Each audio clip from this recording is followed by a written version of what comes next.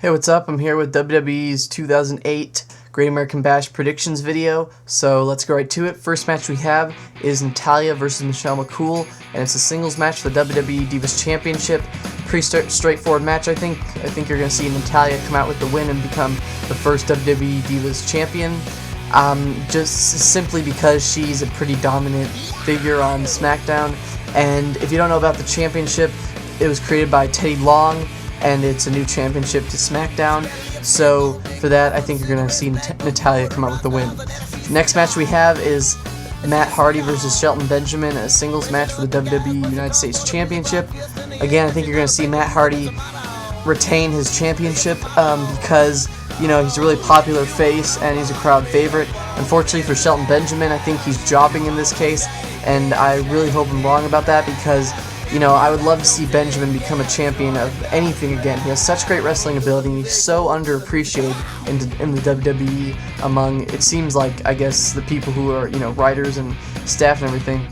So, you know, if he won this and I was wrong, I'd be happy to be wrong in this case because I would love to see him, but I think Matt Hardy is going to retain his championship, so that's my prediction. Next match is Mark Henry versus Tommy Dreamer, a singles match for the ECW Championship. I think you're also going to see Mark Henry retain his championship here because he just won it at Night of Champions, and they've really built him up on ECW to be a powerful, you know, bulldozer.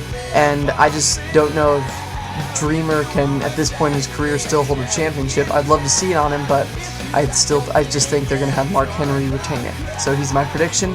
After that, we have a feud match between Shawn Michaels and Chris Jericho, and it's a singles match. And I think in this case, Shawn Michaels is going to come out and beat Chris Jericho, and I really hope he does. I hope he lays down a really good beating on Chris Jericho because that's the way their feud is kind of turning, I think. Chris Jericho, you know, gave Shawn Michaels that quote-unquote injury when he slammed him into the TV on Raw. It must have been a few months ago or a couple months ago. And so Shawn Michaels deserves to come out and beat Chris Jericho up, and I hope that's what they have him do. So I think it'll be a pretty clean win, other than maybe a little interference by Lance Cade. So my prediction is Shawn Michaels for the win.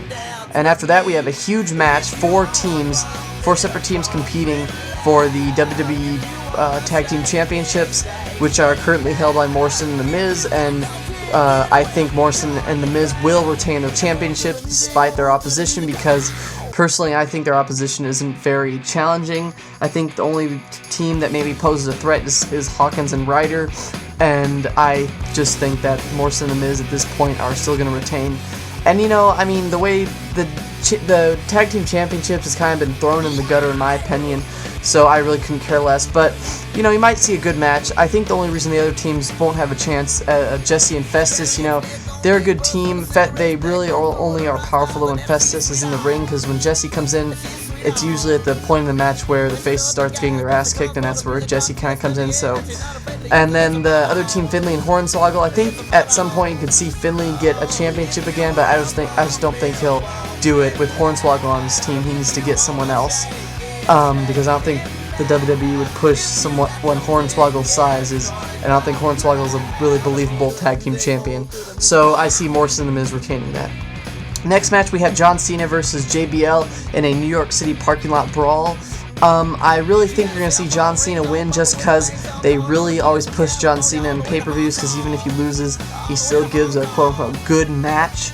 So I actually wish, even me being a Cena fan, I'm getting pretty sick of Cena myself, and I wish JBL could beat up Cena, you know, literally within an inch of his life, but I just think, you know, how they push Cena, he's going to win, although I think JBL will give him a run for his money, and it'll be a very physical match. So, you know, nevertheless, it should be a good match, but my prediction is Cena with the win.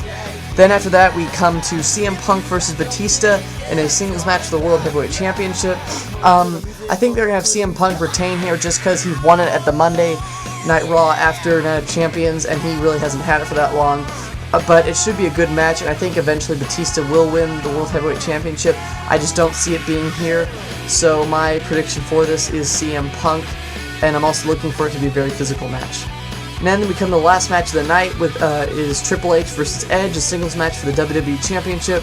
This hopefully will be the best match of the night just because of all the heat the guys having each other going in. As you know, if you saw last Friday Night SmackDown, you saw Triple H break up.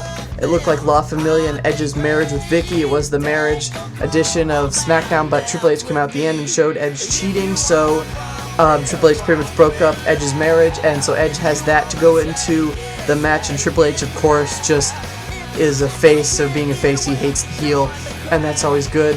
So I think that Triple H is going to retain his championship.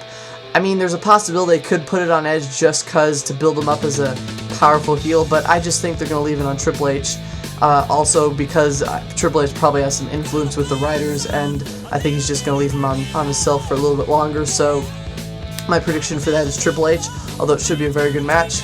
So those are my predictions for the Great American Bash. Hopefully you'll see it on pay-per-view, and hopefully I'll be able to see it on pay-per-view so I can give you a review video. And if I do, that'll be on Monday, as well as my overview for Raw. Well, that'll probably be a couple days after, but that'll be coming up. So enjoy the pay-per-view, and I'll see you guys later.